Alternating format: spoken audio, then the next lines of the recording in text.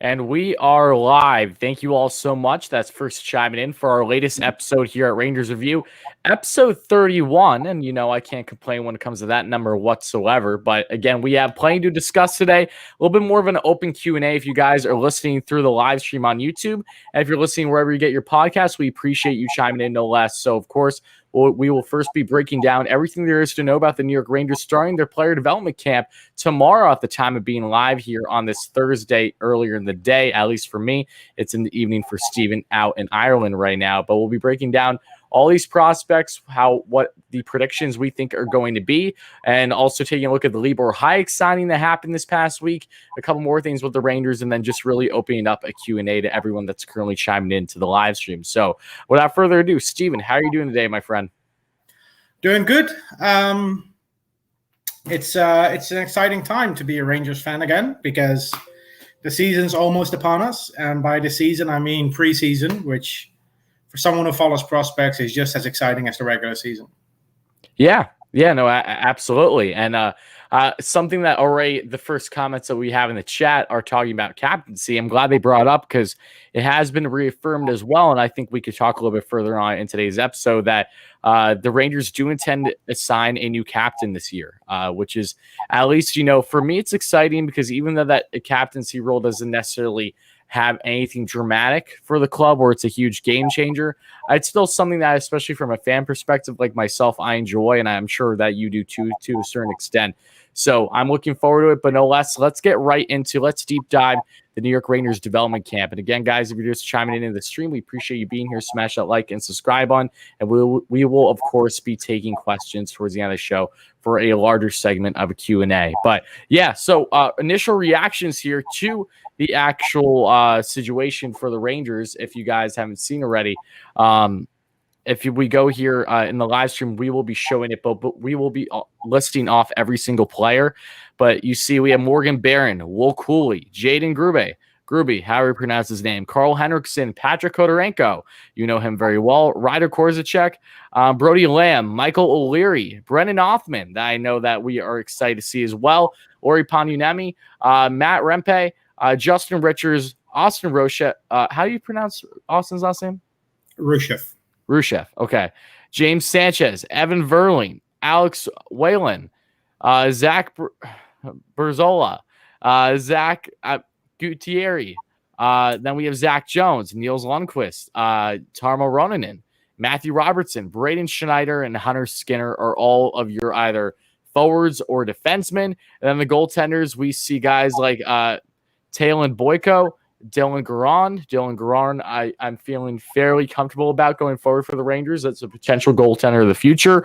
And Tyler Wall. So a lot of deep dive here between these players. So my initial question to you, Steven, is what of these young prospects that are coming into the player development camp for the Rangers over these next, couple weeks are you most excited about outside of, the obvious picks and the Niels Lundqvists of the world, the Zach Jones, the guys that are more than likely going to be cracking the Rangers roster, if not to begin the season, then at least somewhere along the lines in the upcoming 2021-2022 season?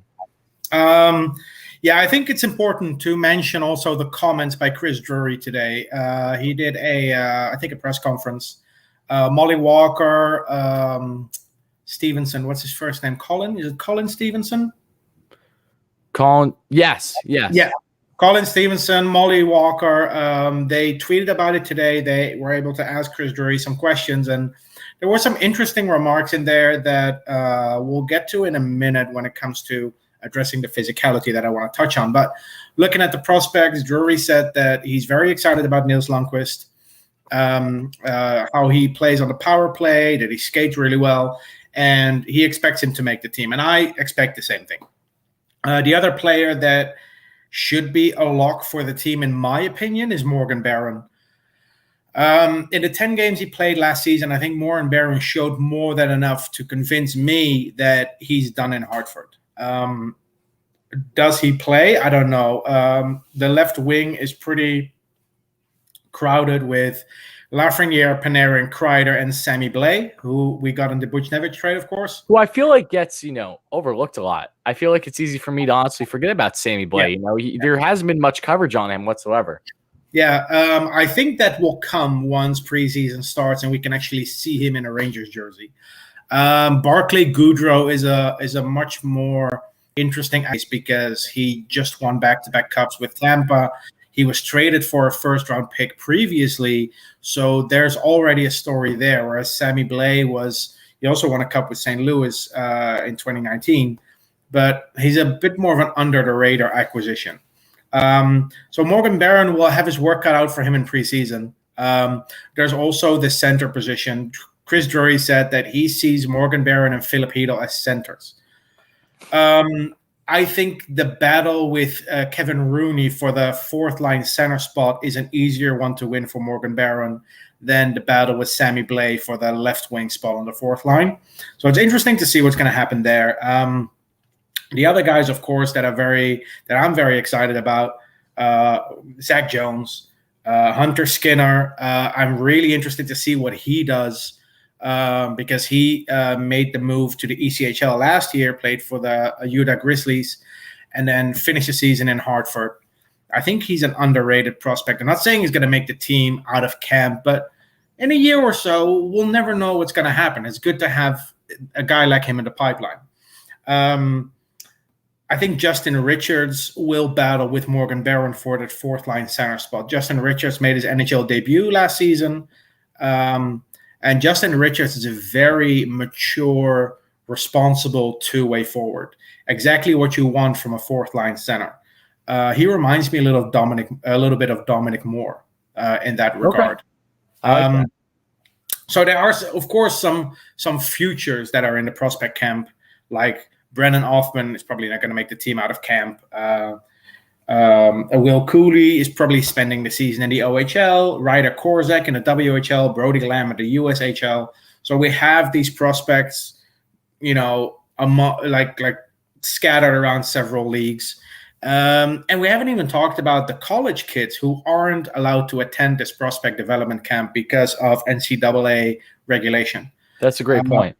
I'll quickly try to explain it. The NCAA has a rule in place that an athlete cannot miss any school-related activities for a professional sports-related event. So if this prospect development camp was in July, we could have seen guys like Riley Hughes, Brett Berard, Simon Schellberg, Eric Ciccolini, Hugo Olas in prospect development camp. But now, because we're still working with a little bit of a delay because of the pandemic, it's unfortunately not possible. But still a lot of interesting prospects.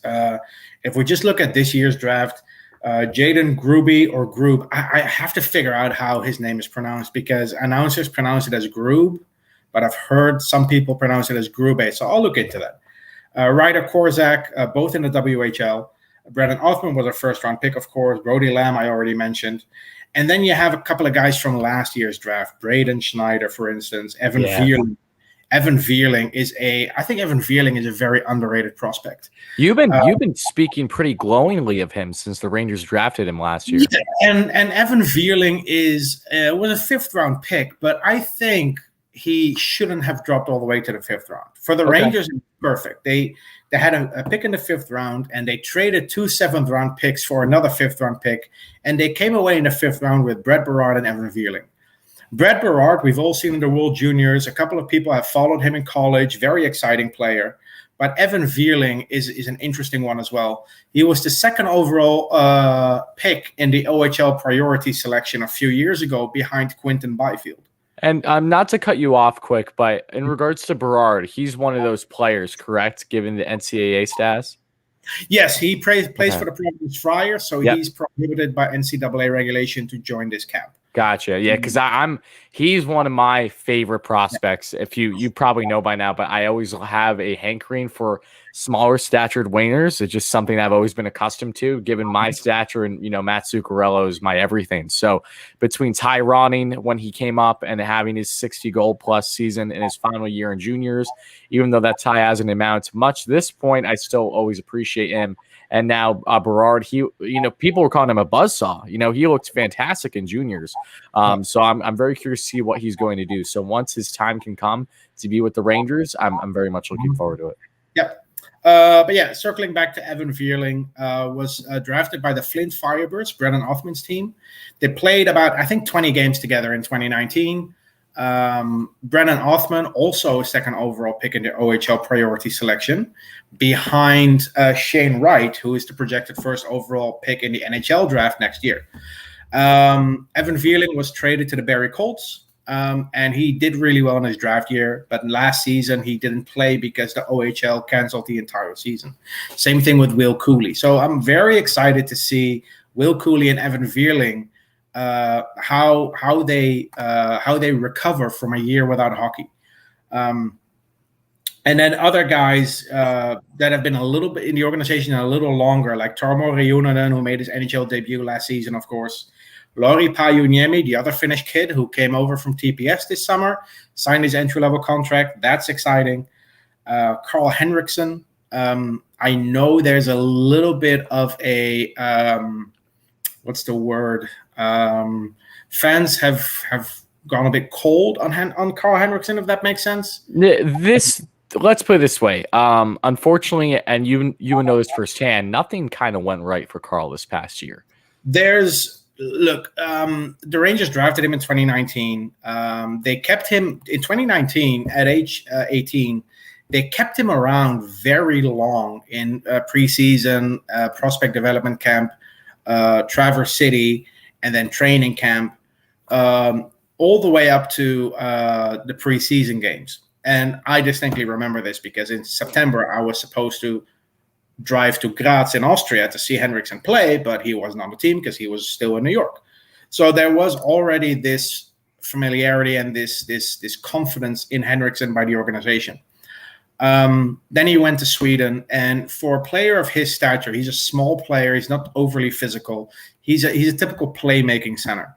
To make the jump from Swedish juniors to Swedish pro hockey in the third best league in the world on the best team in the league, Frölunda. Yes, and I think that needs to be noted because people don't seem to realize that.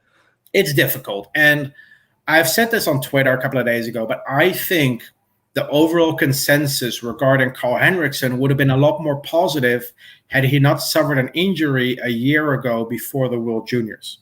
Because a year ago, he was 19 years old, and he was projected to be centering the top line for Team Sweden at the World Juniors, the same year that Hunter Skinner and Brett Berard won the gold medal.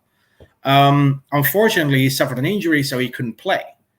As a result, the only numbers we have to go off of are his SHL numbers. And it's a big jump for him, but he didn't do himself any favors by not producing.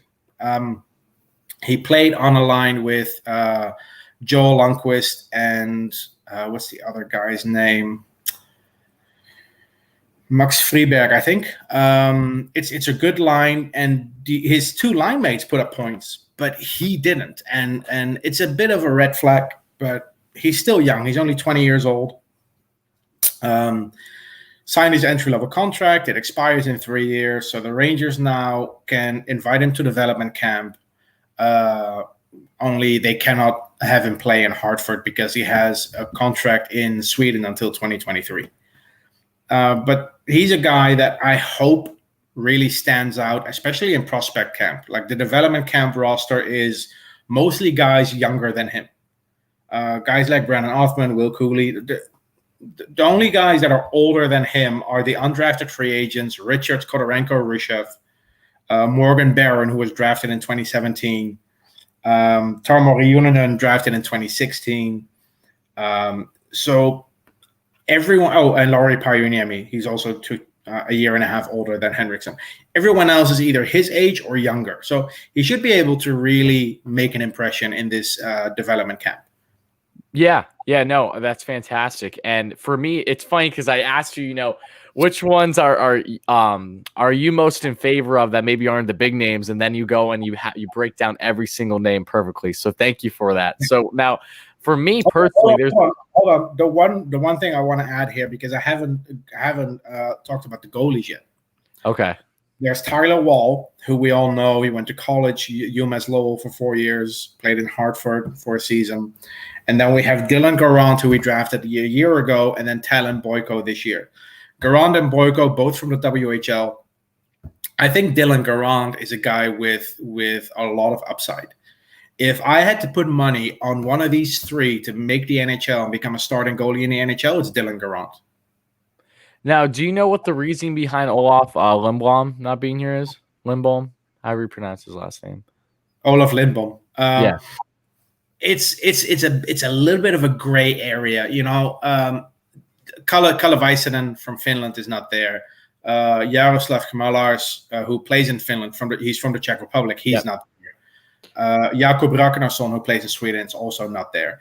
It's really difficult for me to find out how exactly this works contract-wise, but looking at the European players that are there, the only players that are in the prospect development camp are players that are under contract, that signed their entry-level contract. I was just about to make note of that. So that's probably the reasoning, and maybe also because of the travel restrictions still to this point, that might be having some type of say.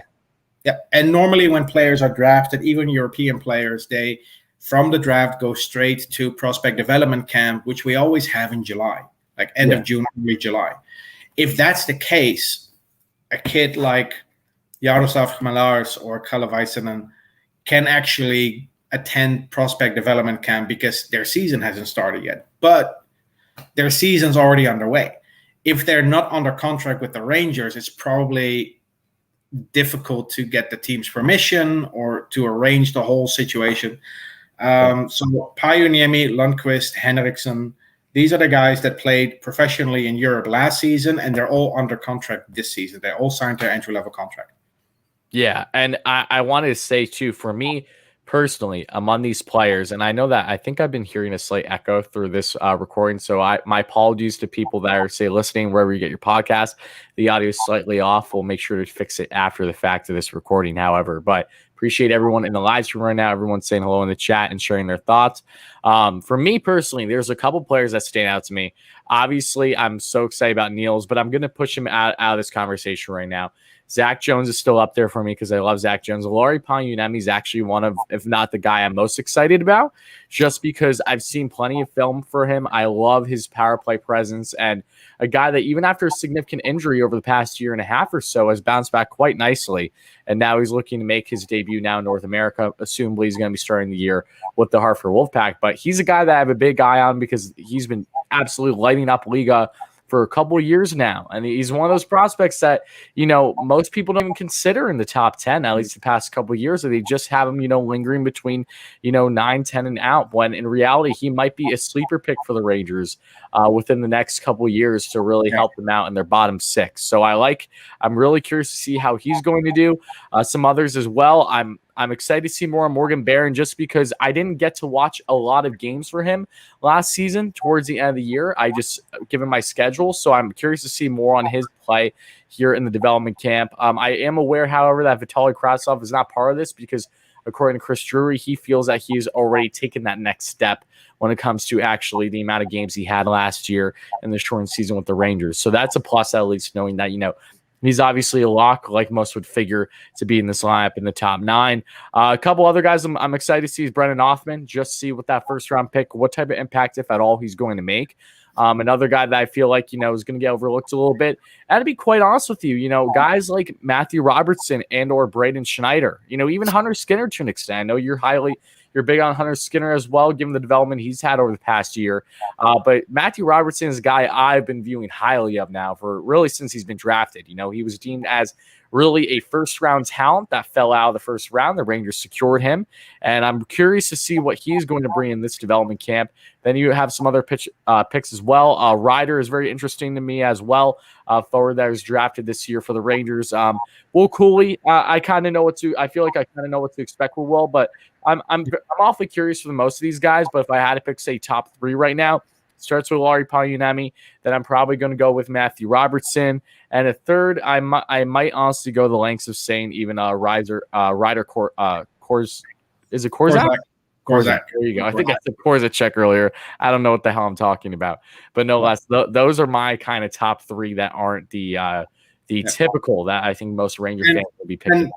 If we look at the defensemen there, it's amazing how they managed to get 3 players together named Zach.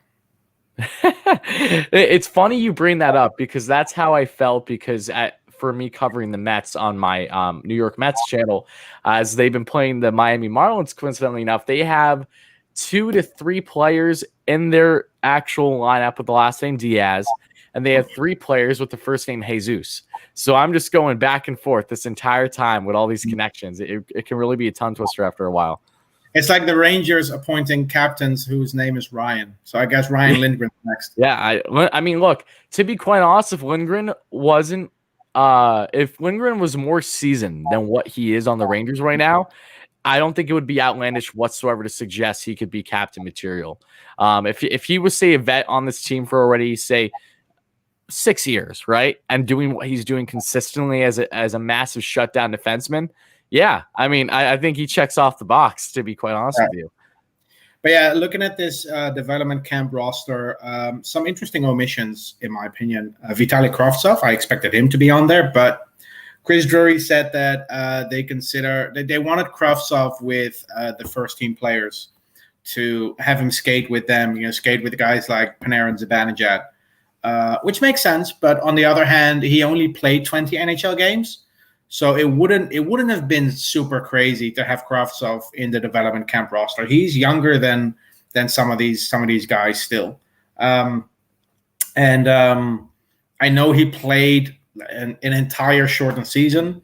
But a guy like Keandre Miller, I'm not saying he should be on this roster, but I kind of expected him to be, because he was a rookie this year. But it's going to be interesting. A couple of names that are not signed with the Rangers: Michael O'Leary, James Sanchez, Alex Whalen, and then the 2 Zachs, Zach Berzola and Zach Guattari. They're either players in Hartford on an AHL deal or invitees. I haven't really looked into. Yeah, I need to check that as well, because definitely at least one or two of these feels like an invite. I have to look up Sanchez and O'Leary, but the 2 Zachs I think are under an AHL contract in Hartford, and it's interesting to see how these guys do, because you shouldn't expect a lot from guys like this, but we did have a guy years ago in our prospect camp to join prospect camp when he was on an AHL contract. And that guy is now playing in Vegas, Jonathan Marchessault. So I'm still sometimes wondering what if. Yeah, the Rangers offered him a contract after his 1 year in Hartford, but he opted to sign with the Columbus Blue Jackets at the time. So if we can hit on something like that, great. The one thing I want to touch on with Pajuniemi is, yes, he's been great in the Finnish league, scores a lot of goals, and I'm as excited as anyone. But I don't want to rain on people's parades here, but it's a big step from Liga to pro hockey in North America, and we've seen it in the past with Ville Meskanen. I don't know if you remember him. Yes. I remember him quite well. It was him and one other Swede, was it not? Yeah, Malte Stromwall. Yes, I remember Meskanen especially, and there was also Michael did not go as we thought it would. Yeah, there was also Michael Lindqvist. Yeah, yes, that's the one I was thinking of. That's not even Stromwall. Yep, a couple years ago. I feel like it was so long ago now already. My goodness. Right. Rangers are not participating in Traverse City this year. So the only thing we have is development camp and then training camp. I do hope the Rangers release some footage of it, but looking at previous years, I'm not getting my hopes up. Let's put it that way.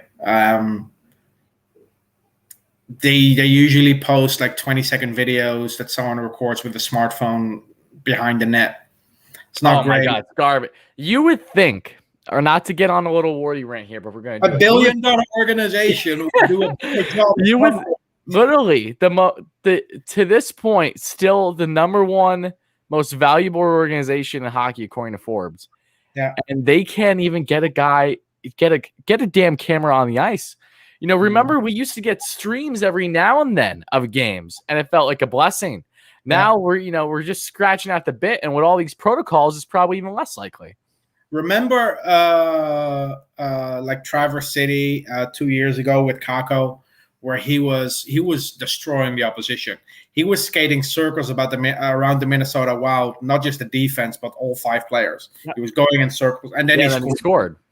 And the only footage we have of that is someone at ice level recording it with a phone. It's such a missed opportunity. But look, let me put it this way: it's hard to get a fan base that is as renowned as the New York Rangers organization to get fans fully into prospects to either the same length, if not certain lengths, the way you are, when you don't have it readily available. Like, you have to do plenty of research for what you're doing. I do as well. Like, and naturally, people in today's society, we're lazier. We like things that just, are presented to us on social media. First thing we pop up, that's what we want to see. Just give us more damn consistency with some prospect highlights, and bam, like, we're going to be interested. So just get on that. It's such a missed opportunity, and it's unfortunate because there's not just plenty of revenue down that field, but you continue to grow the fan base outside of the U.S. Look, you live in damn Ireland. Like, what else do you want me to say? You can build it more in Europe and across the globe. It just build it and they will come. Is that what you want to say? What's that? Build it and they will come. Is that what you were going for? Yes. That is what I'm trying to say. And last year with the draft, when we picked Lafreniere, I don't know if people remember this, but the Rangers posted like a 2-minute video of the war room where they show like little conversations between Chris Drury, Jeff Gorton, Gordie Clark, and Chris Morehouse. It was a 2 or 3 minute video, but I loved it. And I was secretly hoping that they were going to do something more. The Carolina Hurricanes in 2018 made 4 20-minute or 4 15 or 20-minute episodes covering the draft where they got Svechnikov. They won the draft lottery. They had the 2nd overall pick. And they had episode 1 was, I think, the scouting combine. Episode 2 was the war room. Episode 3 was the draft. And episode 4 was Svechnikov's first day in Carolina. It was great content. And I'm thinking to myself, if the Carolina Hurricanes can do it, why can't the Rangers do it? But to play devil's advocate for a second, the reason the Rangers don't do it is because they can afford not to do it. The Rangers are located. You're right. You really are. It's going to hurt for fans to hear this, but the Rangers don't have to appeal to the fan base because they're going to sell out anyway. They play at Madison Square Garden. They play in New York City. Nobody, like, if you ask 100 people in Manhattan to name 5 Ranger players, maybe 10 will be able to. Football with the Giants and the Jets, basketball with the Knicks and the Nets, and then baseball with the Yankees and the Mets. Those are just bigger sports in New York, but it doesn't matter because they still are the biggest NHL franchise in terms of value. They can afford not to put any effort in, so they don't. It sucks, but what can we do? I know, and it's an unfortunate truth to what you rose here because, yeah, like the Rangers are as wealthy as they are, so while they of course can expand something, devil's advocate is correct. They don't need to. Again, I truly hope that they can come around and be better with their prospect coverage, and it just. Yeah. I think what's a little bit more frustrating for me right now when you look at the situation. This is the perfect time to do it. We already missed on the best times to do it when the Rangers in a couple years past, their prospect farms were really because elite. Like, we're still elite. We're viewed in top 3, top 5 in the league. But, we already have Lafreniere. We already have Kakko. Some guys, Vitaly Krasov, that blossom. So Niels is going to be with the club. So, again, you had all this time during this rebuild when the Rangers have grown something tremendous in this damn prospect pool. That was your time to execute. We're still there, but, it's going to be dwindling down before you know it. And they're going to get creative when the Rangers are in like a dynasty run when, we're just picking for scraps when it comes to prospects. And then how much interest is there going to be then? If we turn back the clock 2 years, April 2019, the Rangers missed the playoffs. there's a draft lottery, and I remember this because it was like 3 a.m. for me. Everything's like 3 a.m. for you. Well, fortunately for me, the results of the draft lottery were leaked by a Finnish broadcast, so I knew the Rangers had the second overall pick before it showed up on NHL Network. Did that leak universally? Because right? Didn't that happen? No, a Finnish broadcast had the leaked like the artwork of the no, I think I saw that too, but we were all just praying if that was true. We were hoping that it was true and not some prank, but the Rangers win the draft lottery. They get the second overall pick, and for the first time in 53 years, they pick top 3. 53 years. There are people like grown-ups that have kids in college that weren't alive for the last time the Rangers drafted top 3, which was Brett Parkin in 66, by the way. How do you not capitalize on that and take that moment as an opportunity to create some amazing content? But no, the best thing we got out of the 2019 draft was a 3-second clip of Kako saying, "Wow, nice city." That's all. That's it. That's all we got. And it literally went in hand with the pressure to start off his rookie career. You got to be honest, because people used it as a meme. It was just it didn't for a man who hasn't been outside of Finland, who doesn't know what the U.S. is like when it comes to actually being there in person, let alone being in the biggest city in the damn country, like the most notorious one. You know, in hindsight, wasn't the best PR move. I don't think it really benefited Kako too much. To be perfect, in my personal opinion. But again, we're getting on a little bit of a tangent here. As I said before, they can afford not to give a shit. Yeah. So they don't. Yeah. That's what it is. Let's segue though, because again, development camp starts tomorrow. Do you know how long it goes on for? I know it goes on for a little bit throughout September. I think training camp is on the 23rd, and then the first preseason game is on the 26th. Okay, so we're looking at upwards of 2 weeks, a little less, that we're going to have of this. So with that being said, we're really, really excited to see how development camp is going to be. I'm a little bit more excited to see now how much footage, if at all, we'll be getting. But with that being said, we do have a signing that we need to mention that happened over the past couple of days. Before we get into that, the last thing I want to say about this, the reason this is so exciting for me, more than previous years, this development camp roster is I'm looking at these names. I see 29 names. And over the last 2.5 years, I've interviewed 16 of them. I know. That's so damn cool, isn't it? That for me personally, that makes it so much more fun to watch.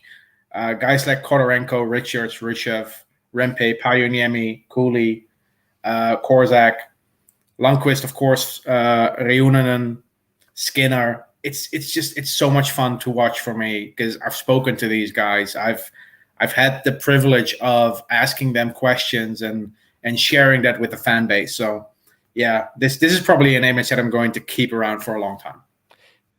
Your boys are growing up, Steven. my kids are all grown up and going off to college. That's what it feels like with. I don't want to get too much into it, but someone talked about Nils Lundqvist like, oh, it's almost like your son's growing up and off to college. Like, yeah. In a way, like following him around for 3 years. Once you build a personal attachment with someone and then to get to see them obviously blossom, you're naturally just going to be like, wow, like it feels better than if, say, you were just, an average individual bystander that's just observing the situation, not actually having any connection there. Yeah. And, it's still an exciting time for Ranger fans. Yeah, our first and second overall pick are already on the team, but there's so much talent still in the pipeline that's coming up now. For the next 2-3 years, I'm still going to be excited every year prospect development camp happens. Yeah. Yeah, no, exactly. It's going to be a good one. And again, everyone that's currently chiming the live stream, we love and appreciate you guys being here. If you're listening to this through a normal recording, wherever you get your podcasts, thank you for chiming in for a latest episode here at Rangers Review. Steven, we can talk off air, but I am starting to get in the works on us finally getting a new logo, so that way we can retitle everything on the YouTube channel and get that all fun stuff. So that'll be exciting for you guys too when we eventually do merch. It's not going to be something that'll be rushed with the podcast, but just when the time comes, we'll be doing it. But now let's get into something that actually happened with the Rangers. Again, most Ranger fans aren't ecstatic about that. I don't blame them. But again, it's a signing, and that is Libor Hayek, the most influential part of the Ryan McDonough and JT Miller trade, if you guys don't know. So Libor is going to be signed here on a 1-year deal. What's that? How dare you? In a trade where we got Nils Lundqvist, you refer to Hayek as the most interesting part. How am I wrong? He's had the greatest impact. Prove me wrong, Steven. Yeah, in the Czech Republic. No, just kidding. Yeah. But Libor signs on a 1-year deal at under $900,000. So a very cheap deal for the Rangers here. And again, if you look at his advanced numbers, his analytics, Libor Hayek had a 0 WAR last year. Nothing fantastic whatsoever. Again, for me, unfortunately, with Libor, I felt like the best I saw from him was the first he ever gave us. Ever since he got injured after a couple games of his debut a couple years ago, so we just haven't gotten enough. And I know it's been tough for him as well, given the fact that this is a guy that has been bouncing in and out of the lineup throughout the his entire young career with the Rangers. That's not an easy task, and that shouldn't be overlooked for a young player who's developing still, right? But no less, Libor adds depth to the Rangers. I do not expect him to be with the Rangers when it comes to actually in the starting lineup, but he'll probably be either an extra defenseman or will be back in the AHL. So we'll see what the future holds for Libor here. But do you have any further thoughts that you'd like to share about him? Because again, Hayek, as we know, was a part of the trade a couple years ago when he was still a prospect. Same thing with Brett Howden. Brett Howden, as Rangers fans love so much, unfortunately is now with the Vegas Golden Knights. So what's kind of your stance here on Libor, and if anything that we should expect from him this season? Yeah, I think getting a 4th-round pick for Brett Howden is nice. I think it was better than expected. Yeah. Libor Hayek, look, nothing against Hayek as a person, but I have a hard time understanding this signing. He signed for a 5% raise, which is basically the same amount of money he got with his qualifying offer. The fact that he signed it this late, I don't think he signed a qualifying offer. They just re-offered the same amount. It's a 2-way deal, so lower salary in the AHL. He isn't waiver exempt, so if they send him down to Hartford, he could be claimed off waivers. But my issue here is that the Rangers already have 9 left-handed defensemen under contract if we don't count Libor Hayek. So now with Libor Hayek, we have 10. You can only play 3 in New York. You can only play 3 in Hartford. Let's be generous and say that the 7th defenseman in both locations is also left-handed. That gives you 8. Where's Hayek going to play? Yeah, there just isn't room. Is he going to take minutes away from Zach Jones, Matthew Robertson, or Tarmo Reunanen in Hartford? That's an issue too. What do you do?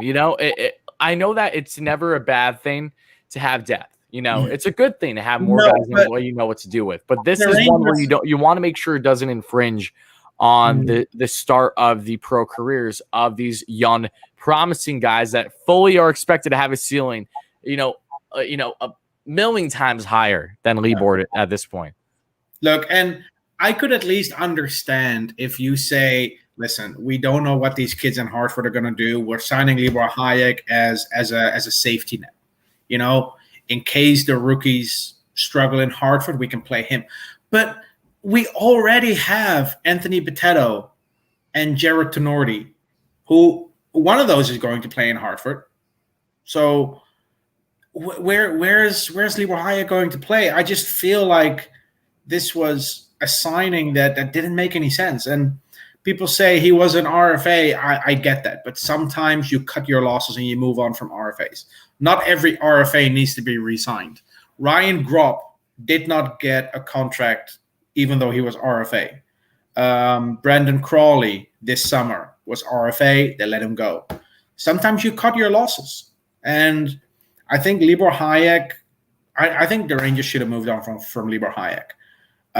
If we didn't have Tenorti and Bitetto and Mason Geertsen under contract, then it makes sense to sign him as a number 7 left-handed defenseman. But we have 10. What are we going to do? Play with 4 defensive pairings in New York and in Hartford? It makes no sense to me.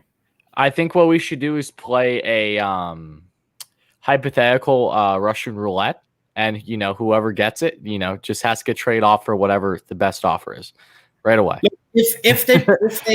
if they put Hayek on waivers, do you think a team claims him?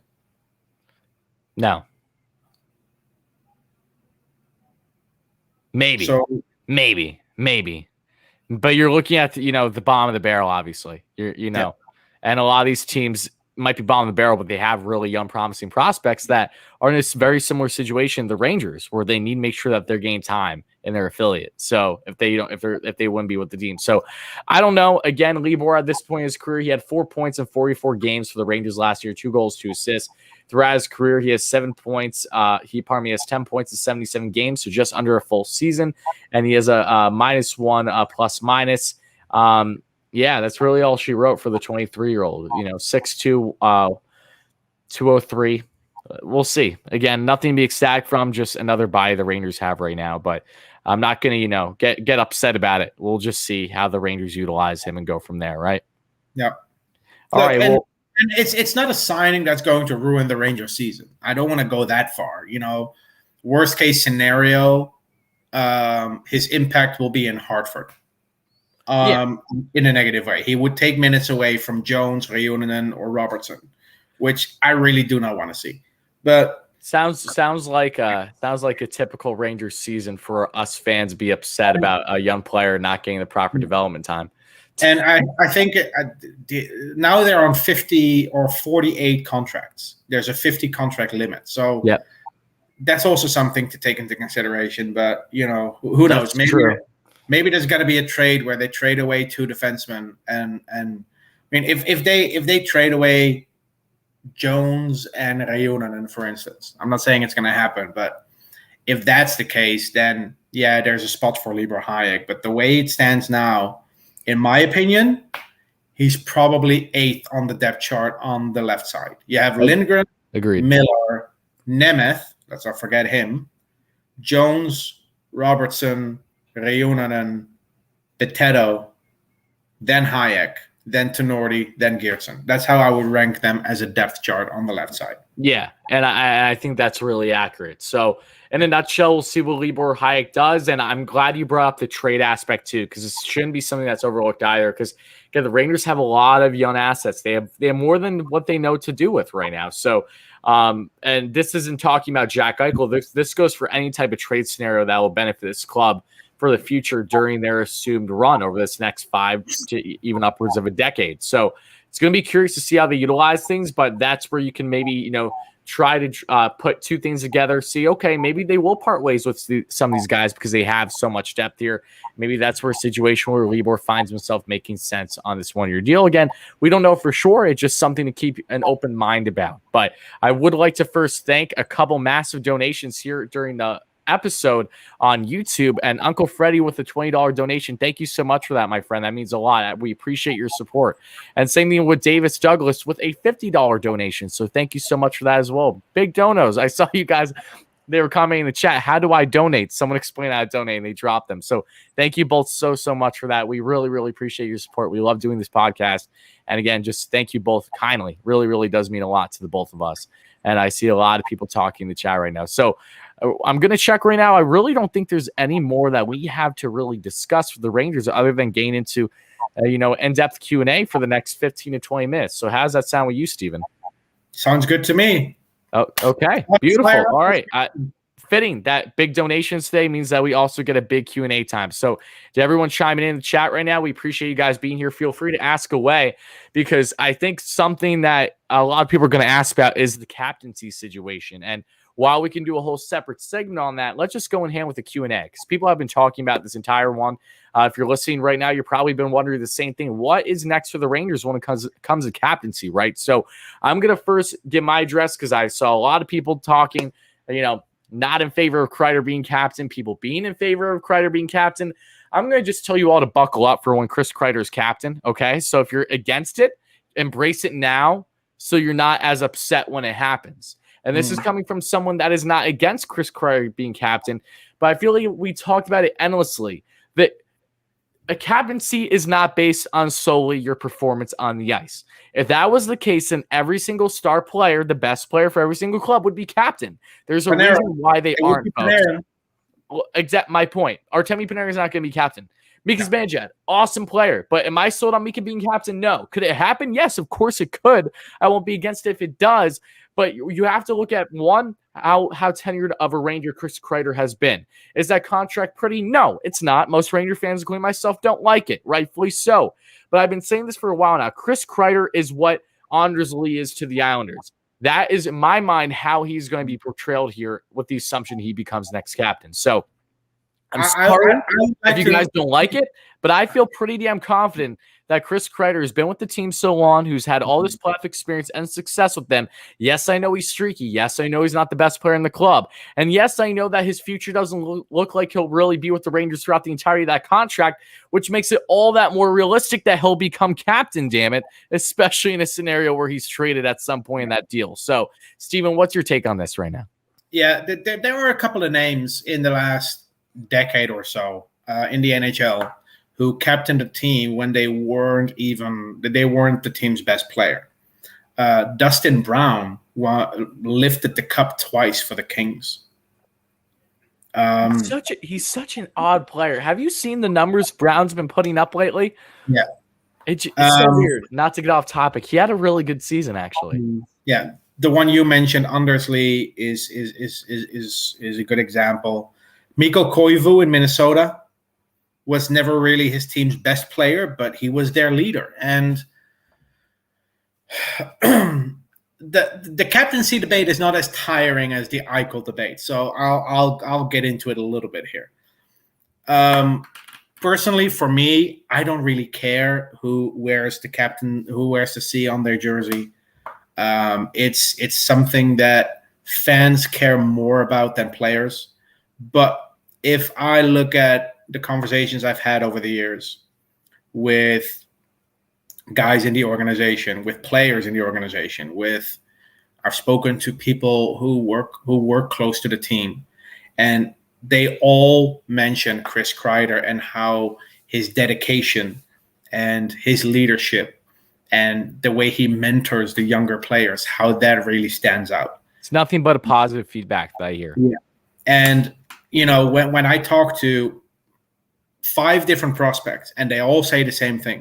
They all say during training camp in the summer, Chris Kreider is the first one on the ice. He's the last one. How many prospects did you say? Sorry? How many prospects did you say reference Kreider? 5 off the top of my head, at least 5. And these are guys that have not had substantial time with Kreider either. So talk about first impressions. And that's important. One player referred to Kreider's work ethic as Jagr-esque. He's first one on the ice, last one off the ice. He's always helping out.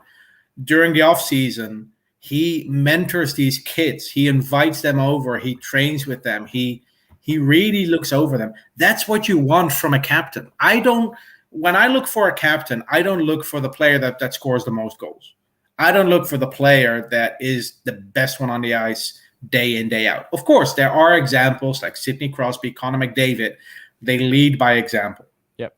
But the Rangers don't have a player that leads by example that's also suited to be a captain. Panarin is not captain material because he's, in my opinion, he just doesn't have the right personality for it. Great player, probably maybe Hall of Famer, maybe, but Artemi, from what we've seen on the surface at least, and we don't know what's happening in the locker room, but he does come off as the guy that obviously wants to lead the pack offensively, but he's also kind of not, I shouldn't say introvert, but there's a quality to himself and his presence that I feel like, he's out there to do what he has to do every single day. He's determined to at least get a point or two. I feel like with Artemi, there's maybe a little bit more of not even a selfishness and personal success, but you're right. There's qualities about him, and this isn't even talking about the language barrier because he can speak English. It's probably just one of those situations where maybe he doesn't feel comfortable doing it on a consistent basis with the press, as we've talked about before, right? So I get what you're saying. I know it's hard to describe, but I feel, there's qualities of Artemi that I don't see being a captain versus the other options the Rangers currently have. Look, Kreider and Trouba would probably be candidate number 1 and number 2.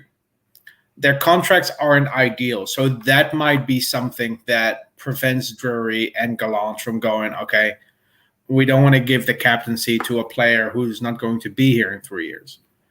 But if they, if they, what's the word I'm looking for? If they commit to Trouba or Kreider long term, despite everything else that's going on the team, those guys are the leaders in the locker room from the players that have been in those locker rooms.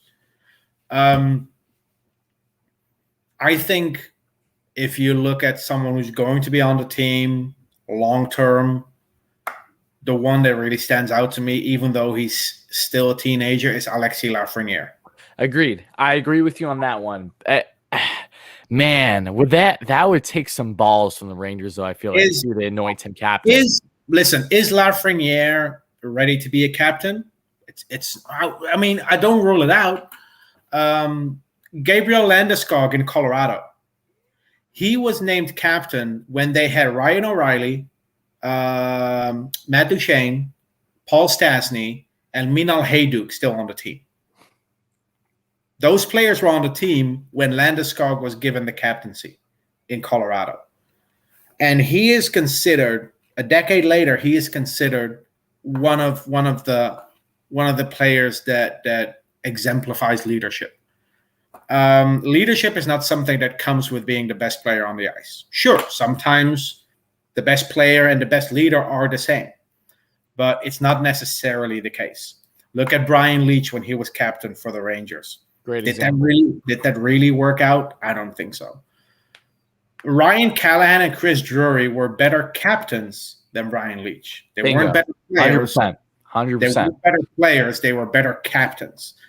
If you look up old interviews from Ryan Callahan, Brandon Dubinsky, Artem Anisimov, the way they talk about Chris Drury's time as a captain in New York, yeah, he wasn't the best player because his knees were shot, but the leadership that he brought to the team was I think a lot of fans underappreciate what Chris Drury brought to the locker room.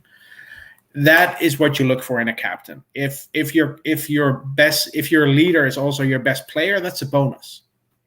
So we'll see what happens.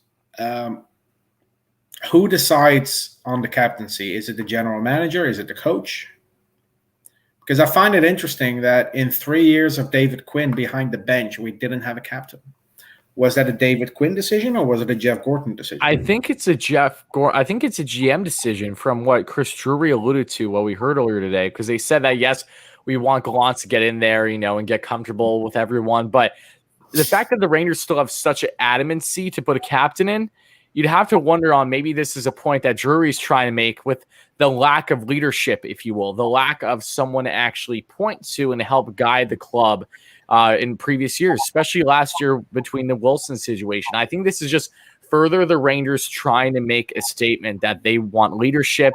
They want everyone that can back each other. And naturally, when you have leadership, you have a physical person. You normally have a captain. Yes, you can have all your alternates, but the Rangers can make that argument that the lack of a captaincy to this point has done them potentially more harm than good. Now, you can take with that opinion however you wish, but my point is, for me personally, I feel like it's honestly a Chris Drury thing because the adamancy has not kicked in until he's become GM. And, look, Chris Drury is a good person to make this kind of decision. He absolutely is. Chris Drury captained teams throughout his career.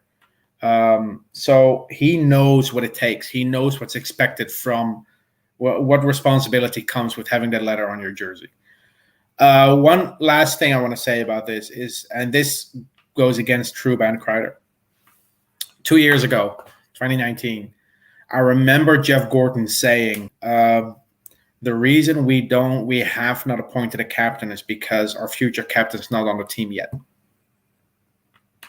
So if that's still the case, that would go against Zibanejad, Panarin, Trouba, Kreider. None of those four would be the captain. With a regime change, Gorton being replaced by Drury, that might have changed too, but it's interesting to keep that in mind. I'm not going to lie, though, from that comment in itself, even if that's truthful, I don't think it was a smart move on Jeff's part. Not that the players would maybe take it too personally, but that's just one of those things where I don't think if that's truly how you feel should be made public, in my opinion. Yeah, that's something we can argue over. Yeah. Yeah. So I want to address a couple comments that we're getting here in the chat because, again, this is part of our Q&A segment. There are a lot of people, again, for, against this. So, again, look, regardless of who you want and who you believe or who you don't want to be captain, whoever it ends up being, guys, all we can hope for is that the captain obviously just brings more leadership to this locker room and just helps rally things, do their job right. Again, nothing is going to drastically change, okay? In my opinion, at least. Unless it's an Alexis Lafreniere where, okay, maybe it really does sparkle off for him in his young career if he does, in fact, become captain.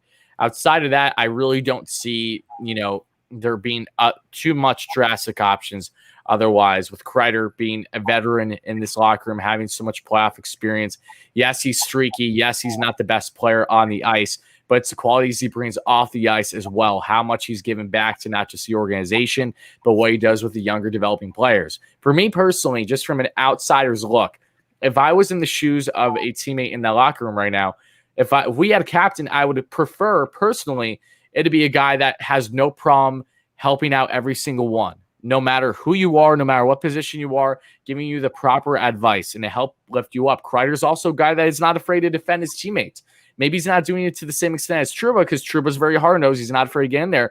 But Kreider has been one of the only consistent winners I've noticed for the Rangers throughout the years. He's not a fighter by any means, but he will defend the Rangers when need be, and that's something that I appreciate about him too. So you have to weigh all those things, in my opinion, and really show that, we've had a lot of teams with a lot of players that were their captain that, again, were not their best player. Even some teams, I think about the Florida Panthers, multiple times where the captain was not their best player. Ed Jovanovski. And then you look after that, who was it after? Was it McKenzie? It was a bottom six forward. It might be even a fourth liner. But was it McKenzie? I'm trying to think on who their previous in Florida. Yeah, before Barkov. Derek McKenzie was a captain. Yes, correct. Yeah. But my point is that was Mitchell a captain for them too? I think so. Yeah. Yeah. Well, Mitchell from the Canes. Yeah. See, my point, that's just kind of alluding more to my point. I see qualities. There are some captains in Buffalo predating. Who's that? Is Jack Eichel their captain? I don't even know. Who's their captain in Buffalo now? It's Jack. It's Jack. Okay. It's barely from how things feel right now, but yes. I mean, sounds weird to call that guy captain, but whatever. Predating Eichel.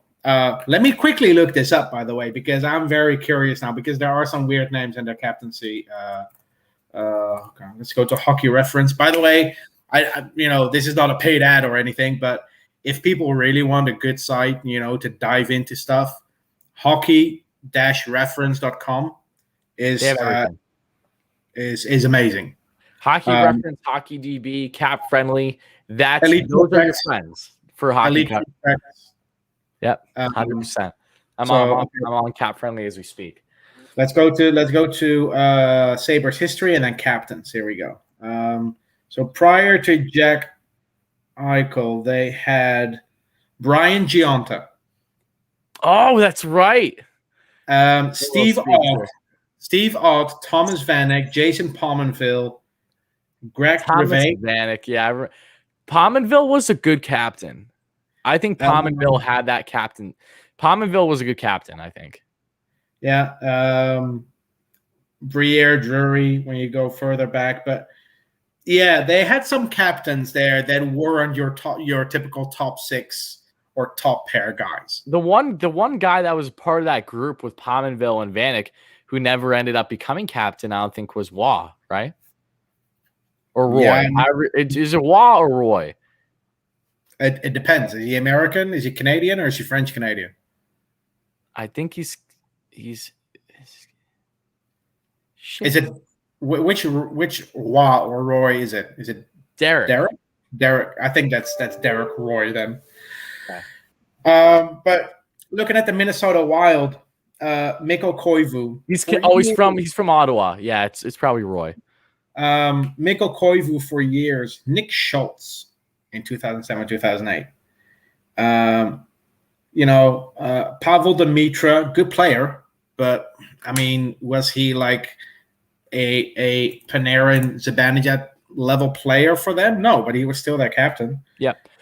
Florida, Derek McKenzie, Willie Mitchell, Ed Jovanovski, Brian McCabe, Olli Jokinen. The captains they've had since 2004. They're interesting, but that's my point. It doesn't need to be the best player on your team. Okay, might not be the prettiest either. One more. I'm checking the New Jersey Devils. Oh, there you go. Andy Green, Bryce Salvador, Jamie Langenbrunner. Yeah, Zach Parise was in there for a year, and Patrick Elias and then Scott Stevens. But man, there are some players in there where you're thinking to yourself, really? And it just shows you that teams don't always go for a top player, and that's something that probably counts in Kreider's favor. Yep. Do you remember Mark Straight? Yes, of course. Islanders legend. He was a captain for the Islanders. Yes, he was. Philadelphia Flyers legend. That's where he really had his big years. Catching my drift. So it's interesting to see what's going to happen. It's not as black and white as fans might think it is. But it's more fun to talk about this than to talk about Jack Eichel. I agree because Jack Eichel talk at this point's dead. He changed his agent. If you guys aren't aware, to potentially get a move to happen sooner. What's his new agent again? Is it Pat Brisson? I don't know the name off the top of my head. I think it's Pat Brisson. Who does Brisson represent? Also, is there a connection that you're referring to? No, but I do know that his previous agent also represented Chris Drury. Oh, okay. So it's a bit of conflict of interest, maybe, if you're both the general manager and the player. But we'll see. Let's not get into the Eichel stuff. More questions. A couple more questions. We're taking every question for the next 5 minutes here in the episode that isn't related to Jack Eichel. Yeah. Okay. It's more fun to jab a rusty knife in my eye than talk about Jack Eichel. It says Big Apple Hockey. I said something on Facebook like I would rather spend a month in a cabin in the woods with my ex-wife than to talk about Jack Eichel for 5 more minutes. Yeah. So, all right, folks. Well, we're still going to go on for another 5 minutes or so here in the episode. So if you have more questions that you want to ask, if you're watching this right now in the live stream, then by all means go ahead. Let's see. Good question here. Can we assume Breadman won't be on the line with Kakko after those comments about Blackwell? Personally, no.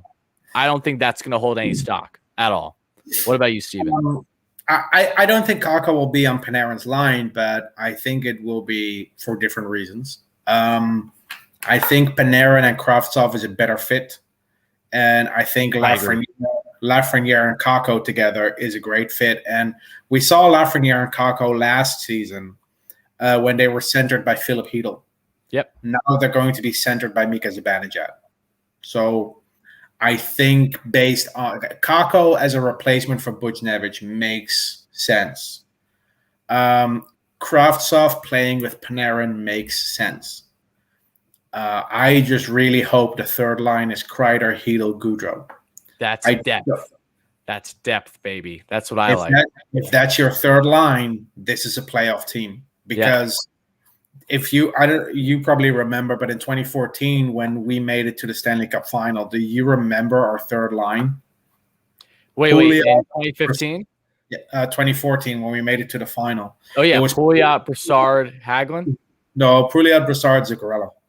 Oh yeah, you're right. He was on the third line. Oh my God, that was the best. That was the absolute best. And the fourth line was Brian Boyle, Dominic Moore, and Derek Dorsett. His bad. That's the depth we were missing 2 years prior when we lost to the Devils in the conference final. Because in that conference final, Tortorella was playing defenseman 25 28 minutes. And third liners were playing like 15 minutes because the fourth line was only out there for 3-4 minutes at a game. And in my mind, you simply cannot have consistent success if you are not balancing your lines, because the reason you should be balancing your lines is you have depth, right? But there are even teams out there that have the depth but still don't utilize it to, in my mind, what is rational enough to give yourself a better chance every night. Like, how many times did we see again with DQ? And this is not to, be negative towards him. This was just a reality. We did not see in crunch time later in the game anyone out there that wasn't named Panarin or Zibanejad. He combined those lines 1-2 together. It would work. It would almost never work. It's truly how it felt. When they would be combined, I felt like that nothing would be going. God forbid you'd see the fourth line touch the ice in the final 5 minutes. It wouldn't happen. The most Quinn play I remember from last season is the Rangers. I think it was against the Devils. The Rangers were playing against the Devils, and they pinned the Devils in their own zone. They have sustained pressure. It is the second. I think it was the second period. It was the long change, and we got shots on goal, and we got deflections, and we kept the puck in play, and they couldn't go for a change. And for some reason, the fourth line comes out there, and Kevin Rooney shoots the puck, misses the net, and the puck goes all the way to the other side of the ice behind our net, and the Devils can change. I think it was the Devils.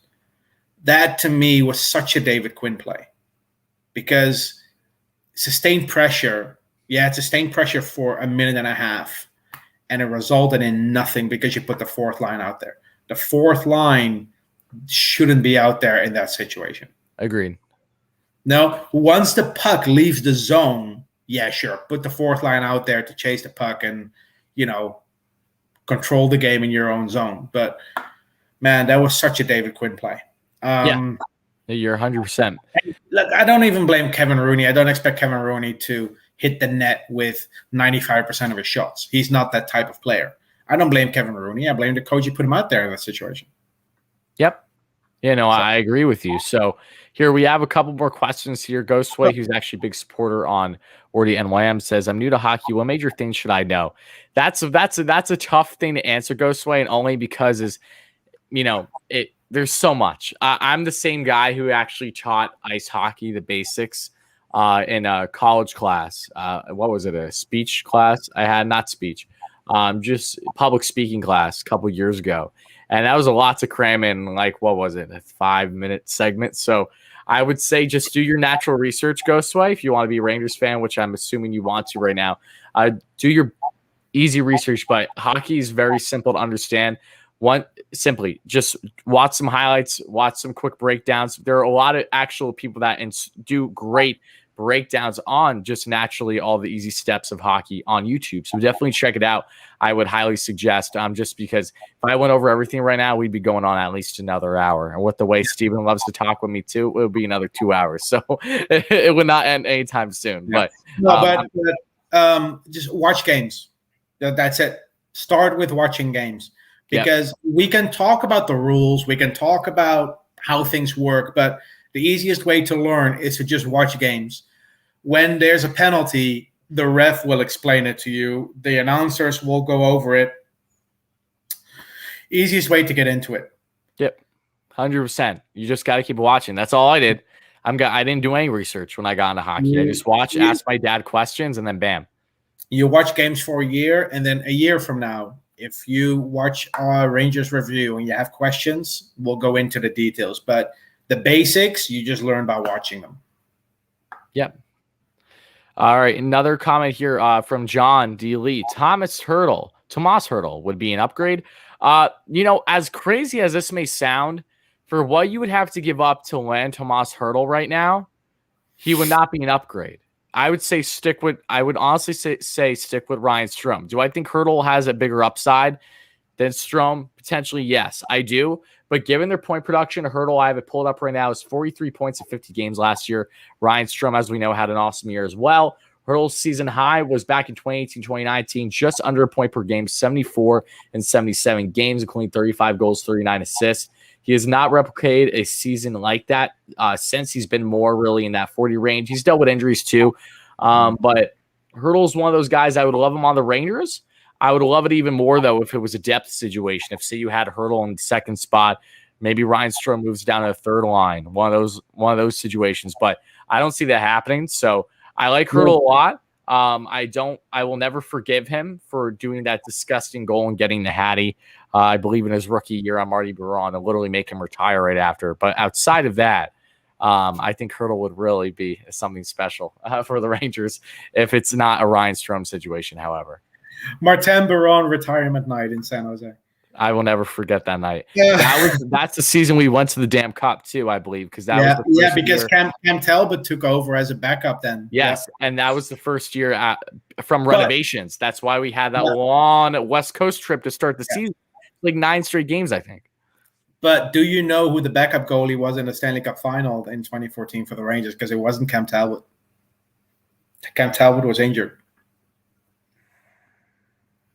Shit. You're probably not going to get this. Wait, no. Was it a rookie or no? No. He was older than rookies. He was a seasoned pro, not a seasoned NHLer. He had some years in the AHL. Because Ranta didn't come till the next year, I don't think. Ranta we traded for in 2015 after he won a cup with Chicago. It's not Halverson because we drafted him in 2014. No, wait. Is it? No, it's too early to think it's Mackenzie Skapski. Nope. It's not a Rangers draft pick. It's David Lineveau. Oh, my God. I remember him, though. But, only you would pull that out. but quickly on Hurdle, I like Hurdle. Great player. And I would love to trade for him if he was signed for more than 1 year. But he's a free agent next year. Do I really want to give up a first-round pick and more to get a player that I can target in free agency a year from now? I don't think 1 year of Thomas Hurdle is worth the package is going to cost to acquire him.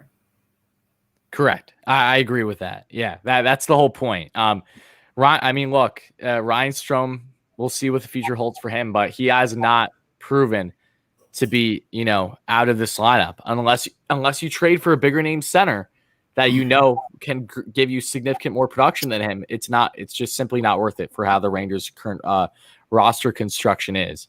We have a couple more questions before we get out of here because I'm enjoying these ones. Let's see. Reed says, "Who is your dark horse prospect to press in camp?" I'm gonna take this question in the set. I don't know if I should take this as a dark horse to impress in camp to like potentially crack the roster, or if you're just saying in general to impress. If you're saying in general to impress, I still really feel like, man, I'm gonna go with the guy that I'm excited about the most, Lauri Panarin. I know it's gonna be different for him coming to North America, so that could be an adjustment for him. But I'm going to take the guy that's been killing in Liga for literally multiple years now. He knows how to play against pros. Now it's next level. But, especially with how we know how, development camp goes and everyone's trying to impress. Maybe people, get a little ahead of themselves, maybe not have some good days. I don't know. I think Lauri just needs to do what he's always done. Just plot himself, get himself nice in the slot, whether it's to the left or right dot, whatever his preference is, and just make some shots happen. I'm going to pick him. Yeah, Nils Lundkvist is the obvious choice, so I won't go with him. I think Nils Lundkvist is going to be the one that improves the most in this upcoming year. Remember, dark horse pick. So Nils will not be a pick. But the dark horse pick for me is Ryder Korzak. Okay, I like that. That's a good pick too. Good head on the kid, hockey IQ, comes from a hockey family. His older brother, Caden Korzak, was drafted by Vegas 2 years ago. He attended the draft in 2019 when his brother was drafted. And talking to him, the way he prepares for games, and it's just small things where I think he's going to impress. Funny story about, I mentioned this I think last time, Ryder Korzak in the offseason practices with Jordan Eberle in Calgary. Yeah, there's usually connections like that'll always be surprising, but that's pretty cool. Yeah. The other one. Now I can root for Eberle again because he's now on the Islanders. I was an Eberle fan during his time with Edmonton because Edmonton is is my favorite team out west. Again, my only actual favorite team is the Rangers, but I chose Edmonton back to, the Taylor Hall beginning and the Devin Dubnyk days, as funny as that is. So yeah, I liked Eberle during his time in Edmonton. I'm happy to root for him again in Seattle. Yep. And the other one on defense, Hunter Skinner. I expect a lot from Hunter Skinner. He's not going to make the team, but I think he's going to impress. I think he has the potential to be a fan favorite. Ranger fans, especially older generation Ranger fans, are very excited about Braden Schneider because he brings that boom to the game. But boy, Hunter Skinner does that too. Awesome. Yeah, I'm looking forward to seeing him too. I know you've been speaking quite glowingly of him as well for a little bit now, and rightfully so, given the past year he had. A couple donations here in the chat. So thank you so much for that. James with the $10 dono. Thank you so much, buddy. And Ghostway with the 99-cent dono. So again, appreciate you both. Happy to have you both here. Hope you guys are enjoying this episode 31 of Rangers Review. But that's really going to recap it. I think we covered everything. This was an awesome Q&A as well. So I want to thank everyone again that chimed in, whether you watch this live now on YouTube. If you did, we are, of course, at Wardy NHL. But that name will be changing once we get the new logo in and the rebranding is finished to just Rangers Review. If you guys enjoyed this, whether you're listening to this wherever you get your podcast, please make sure to drop us a, check us out, drop us a follow, leave a good review too if you enjoy this. And if you guys have, any preferences, things that you maybe would prefer for segments going forward, please make sure to let us know, say in the comments below in the actual channel for the YouTube stream. So again, thank you all so much, everybody. Hope you have a great rest of your day. And Steven, any final comments before we get out of here? Yeah, something that, as a number file, something that really interests me, looking at the development camp roster, there are a couple of players who changed their number compared to last time. Let's see. Yes. Yeah. I know that a bunch of them changed, actually. So Laurie Payuniemi was 56. He changed to 49. Tyler Wall was 33. He's now number 80. Matthew Robertson was 97. He's now number 44. I like 97, not going to lie, but it's okay. It's okay. And there was another one. Give me a second. Of course, Zach Jones. He was 86, but now he's number 6 because he played with that number in the NHL already. And Evan Vierling not getting 41 is something that disappoints me a little bit. But not every prospect has the privilege of picking his own number. What number is Vierling now? He's number 38, and he plays with 41. It's the birth year of his grandma. Aw. Yeah, that is unfortunate that he doesn't have it, but maybe he'll get it eventually if he actually cracks the roster. Guys like Brennan Othman, Vitaly Kravtsov, Philip Hedl in the past, first round picks usually have that privilege of requesting their number. Evan Vierling, hopefully this season he will earn that privilege with the way he plays.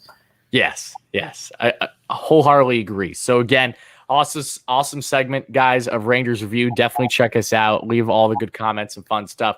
We'll be back probably in another week or so. My schedule is going to be getting pretty busy here as we get in the latter half of September of the weekends. So we'll be keeping you guys updated with when the next episode will be. But thank you all so much again, as always. And Steven, let's go Rangers. Let's go Rangers.